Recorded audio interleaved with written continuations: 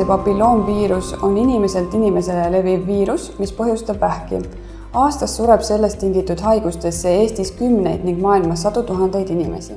HPV levib limaskestade ja naha kokkupuutel või seksuaalsel teel. Elu jooksul nakatub umbes 80% inimestest mõne HPV tüvega. Teatud juhtudel, kui viirus jääb organismi pikemaks ajaks püsima, võib see põhjustada erinevaid vähiliike, emakakaelavähki, suu- ja neeluvähki, peenise- ja pärakuvähki.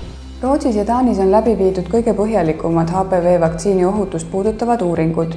Aastatel 2006–2010 viidi läbi seal vaktsineerimisregistripõhine uuring, kuhu kaasati tüdrukud vanuses 10–17.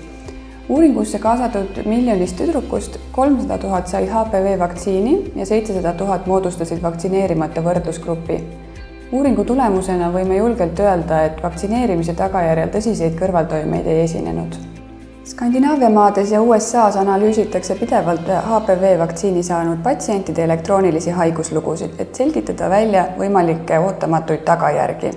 Siiamaani ei ole uuringutes leitud, et HPV vaktsineerimise järgselt esineks pikaajalisi või tõsiseid negatiivseid kõrvaltoimeid. Küll aga näitavad uuringud, et HPV vaktsineerimine on väga tõhus. Austraalias, Uus-Meremaal, Rootsis, Saksamaal, Belgias ja USAs läbi viidud uuringute kinnitusel on HPV vaktsineerimise tulemusena HPV nakkuse ja genitaaltüügaste esinemissagedus noorte naiste ja tüdrukute seas oluliselt vähenenud. Austraalias ja Taanis, kus on immuniseeritud suurem osa sihtrühmast, esineb võrreldes varasemaga 80% vähem emakakaela muutusi, mis võiksid areneda emakakaelavähiks. Eestis vaktsineeritakse alates käesolevast aastast 12–14-aastaseid tüdrukuid koolitervishoiutöötaja juures nende vanemate nõusolekul.